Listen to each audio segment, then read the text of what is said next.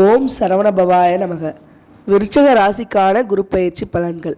குரு எப்போ பயிற்சி ஆகிறார் அப்படின்னு பார்த்தீங்கன்னா 14/5/2025 இரவு 10:37 மணி அளவில் ரிஷபத்திலிருந்து மிதுனத்திற்கு பயிற்சியாக இருக்கிறார். குரு பயிற்சி அப்படின்னாலே ஒரு வருடம் அப்படின்னு நமக்கு தெரியும். இந்த ஒரு வருடத்தில் பார்த்திங்கன்னா அதிசார பயிற்சி ஒரு 49 நாட்கள் நிகழும். அதிசாரம் அப்படின்னா முன்னோக்கி அப்படின்னு அர்த்தம். மிதுனத்திலிருந்து கடகத்தில் பார்த்திங்கன்னா ஒரு 49 நாட்கள் குரு சஞ்சாரம் செய்வார். அது எப்போ அப்படின்னு பார்த்தீங்கன்னா அக்டோபர் 18 டிசம்பர் 5 வரைக்கும் அதிசார பயிற்சியில் இருப்பார். மீண்டும் வக்கரகதி பெற்றுருவார். டிசம்பர் 5 மேலே பழைய நிலைக்கே வந்துடுவார். அதாவது மிதுனத்துக்கே சென்றுடுவார். இப்படி தான் ஒரு வருட காலம் குரு பயிற்சியோட பலன்கள் இருக்கும். எந்த ஒரு பயிற்சியாக இருந்தாலும், குரு பயிற்சியாக இருந்தாலும், சனி பயிற்சியாக இருந்தாலும், ராகு கேது பயிற்சியாக இருந்தாலும், எந்த ஒரு பயிற்சியாக இருந்தாலுமே ஒரு 40% மட்டும்தான் கோச்சார பலன்களை தரும்.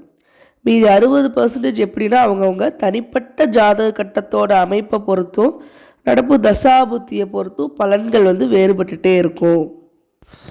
விருச்சக ராசிக்கான குரு பயிற்சி பலன்கள் பற்றி பார்க்கலாம்.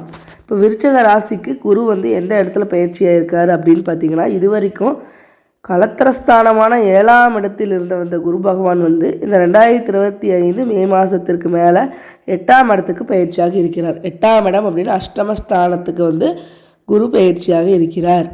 அதாவது பொதுவாகவே அஷ்டம குரு என்ன பண்ணும் அப்படின்னு பார்த்தீங்கன்னா, 8ஆம் இடத்தில் இருக்க குரு, இப்போ 8ஆம் இடம் அப்படின்னாலே வீண் செலவு, வம்பு, வழக்கு, பிரச்சனை, அவதூறு, அவமானம், இந்த மாதிரியான ஒரு சில இதெல்லாம் குறிக்கிறது. இந்த 8ஆம் இடத்தை குறிக்க துர்ஸ்தானம்னு சொல்லுவோம். அந்த இடத்துல சுபகிரகம், இயற்கை சுபகிரகம் குரு மறைந்து கோச்சார பலன்கள்லாம் எப்படி தரும் அப்படின்னு பார்த்தீங்கன்னா, நம்ம விட்டு கொடுத்து போயிடணும். நம்ம பிடிவாத குணத்தை இந்த மாதிரி சமயத்தில் பிடிவாத குணங்களை விட்டு கொடுத்து போனால் அந்த பாதிப்பு, அதோட தாக்கங்கள்லாம் கம்மியாகும்.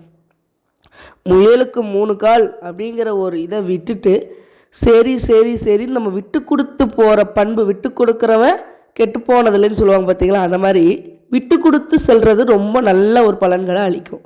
அடுத்ததாக பார்த்திங்கன்னா, தேவையில்லாத வம்பு, வழக்கு, பிரச்சனைகள், வாய் தகராறு இதிலெல்லாம் நம்ம பேசாமல் இருக்கிறது நல்லது. அதாவது நீ உண்டு உன் வேலை உண்டு, நம்மளோட வேலை என்னமோ அதை மட்டும் பார்த்துட்டே போனால் இந்த குரு பயிற்சி ஓரளவு நல்லா இருக்கும்.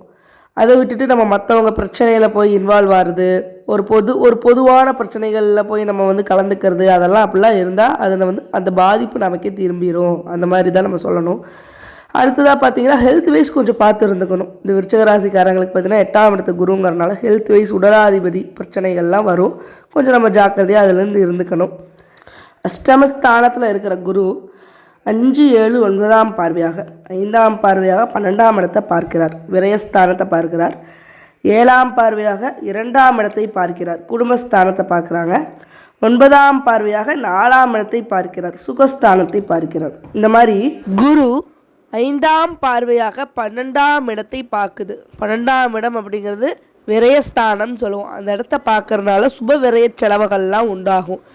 நல்ல நிம்மதியான தூக்கம் வரும். 12ஆம் இடத்தை பார்க்கறதுனால இது வரைக்கும் எனக்கு தூக்கத்தில் பிரச்சனை, நல்ல ஒரு நிம்மதியான தூக்கமே இல்லை அப்படிங்கிறவங்களுக்கு ஒரு நிம்மதியான உறக்கம் அப்படிங்கிறது கண்டிப்பாக இருக்கும்.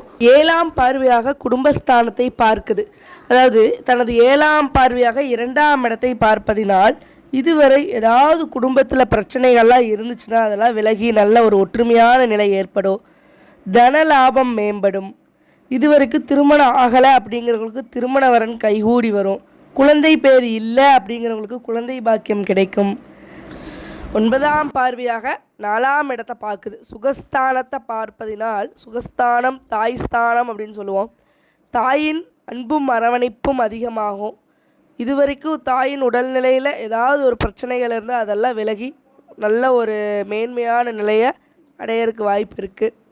அடுத்ததாக பார்த்திங்கன்னா, வீடு, வண்டி, வாகனங்கள், அசையும் சொத்து, அசையா சொத்து இதெல்லாம் வாங்கக்கூடிய ஒரு யோகம் இருக்குது. படிச்சுட்ருக்கவங்க, ஆரம்ப கல்வி படிச்சுட்ருக்கவங்க படிப்பெல்லாம் ஏதாவது படிப்பில் தடை இருந்ததுன்னா அதெல்லாம் விலகி தடை இல்லாமல் படித்து நல்ல ஒரு மதிப்பெண்கள்லாம் எடுக்கிறதுக்கு ஒரு நல்ல ஒரு வாய்ப்பாக இருக்குது. இந்த மாதிரி ஒரு பயனுள்ள தகவலை பெறுவதற்காக நம்மளோட சேனலை இதுவரைக்கும் சப்ஸ்கிரைப் பண்ணாதவங்க சப்ஸ்கிரைப் பண்ணிக்கோங்க. பக்கத்தில் இருக்க பெல் ஐக்கானை கிளிக் பண்ணிக்கோங்க.